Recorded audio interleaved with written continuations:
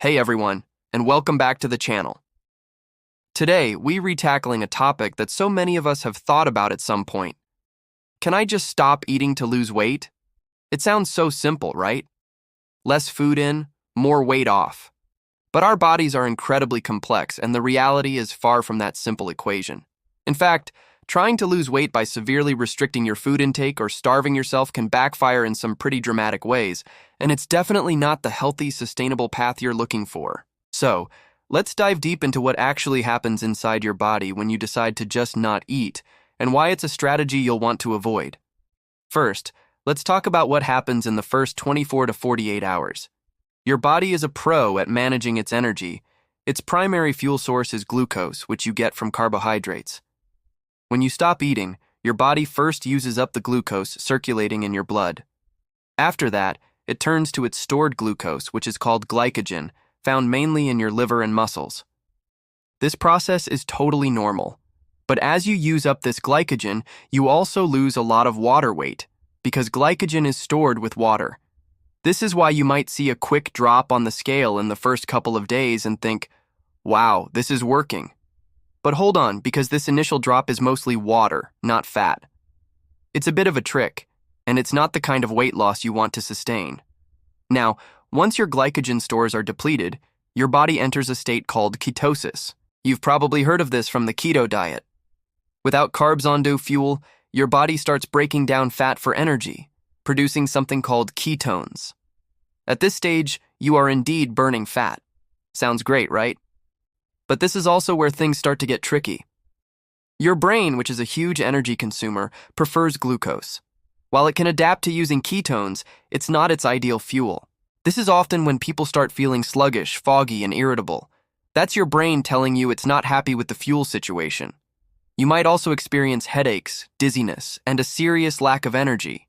Your body is essentially sounding the alarm, trying to conserve energy because it doesn't know when its next meal is coming. As you continue to not eat, your body kicks into full-on survival mode. It thinks there's a famine. And what's the number one priority during a famine? Survival. To survive, it needs to conserve as much energy as possible. One of the main ways it does this is by slowing down your metabolism.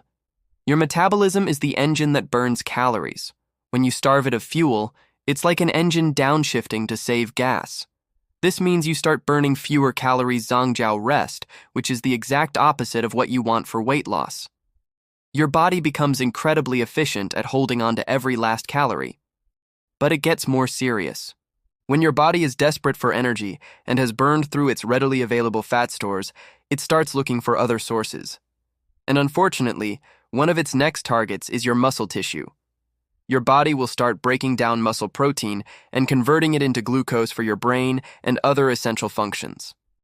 This process is called gluconeogenesis. So, while you might be losing weight on the scale, a significant portion of that weight is precious, metabolism-boosting muscle. Losing muscle is a huge problem because the less muscle you have, the slower your metabolism becomes, making it even harder to lose fat in the future. You're essentially sabotaging your body's ability to burn calories effectively long-term. Let's not forget about mobile nutrition. Food isn't just about calories, it's about vitamins, minerals, and essential nutrients that keep your body functioning yangao. When you stop eating, you're depriving yourself of these vital components. A lack of vitamins can lead to a weakened immune system, making you more susceptible to getting sick. You might notice your hair sea-jag thinning or falling out, your skin becoming dry and dull, and your nails becoming brittle. These are all outward signs that your body is not getting the building blocks it needs to repair and maintain itself. Internally, you could be setting yourself up for nutrient deficiencies that can cause serious health problems, like anemia from lack of iron or issues with bone density from a lack of calcium and vitamin D. The mental and emotional toll is just as significant. Constantly fighting hunger is exhausting. It can lead to obsessive thoughts about food, intense cravings, and a cycle of restriction followed by binge eating. When you finally do eat, it's easy to feel out of control and overeat, leading to feelings of guilt and shame. This can create a really unhealthy relationship with food, viewing it as the enemy rather than as nourishment and enjoyment. This psychological strain is not a healthy way to live and can sometimes lead to disordered eating patterns. It's incredibly important to remember that mental health and physical health are deeply connected. If you find yourself struggling with these thoughts, please know that it's okay to seek help.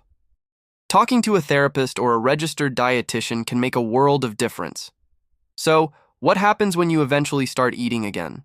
Because, let's be real, you can't starve yourself forever. Since your metabolism has slowed down in Santa crawl and you've lost muscle mass, your body is now primed to store fat.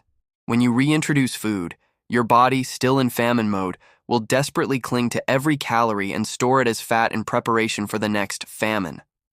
This is why so many people experience rapid weight regain, and often, they gain back more fat than they lost in the first place. You end up in a worse position than when you started, with a slower metabolism and a higher body fat percentage. It's a classic yo-yo dieting effect, and it's incredibly frustrating and damaging to your body. Okay, so if not eating is a terrible idea, what's the right way to lose weight? The answer is creating a moderate, sustainable calorie deficit through a balanced diet and regular physical activity. Instead of drastically cutting everything out, focus on nutrient-dense foods.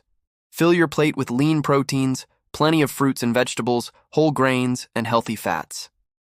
Protein and fiber will help you feel full and satisfied, making it easier to manage your calorie intake without feeling deprived. Think of it as fueling your body with high-quality fuel, not starving it. And don't forget about exercise. Incorporating both cardio and strength training is key. Cardio helps you burn calories, while strength training builds and maintains muscle. And as we've learned, more muscle means a faster metabolism, which helps you burn more calories even when you're at rest. It's a win-win. Exercise also has incredible benefits for your mental health, reducing stress and boosting your mood. The bottom line is this: there are no shortcuts to healthy, sustainable weight loss. Trying to lose weight by not eating is a path that leads to muscle loss, a slowed metabolism, nutrient deficiencies, and a really unhealthy relationship with food. Your body is your ally, not your enemy. Work with it, not against it. Nourish it with good food, challenge it with movement, and give it the rest it needs. That's the real secret to achieving your health goals and feeling amazing in the long run. It's about consistency, patience, and treating your body with the respect it deserves. Thanks so much for watching today. I hope this cleared up some myths and gave you a better understanding of how your body works. If you found this video helpful, please give it a thumbs up and subscribe to the channel for more evidence-based health and wellness content. And as always, leave your questions and comments down below. Stay healthy, stay strong, and I'll see you in the next video.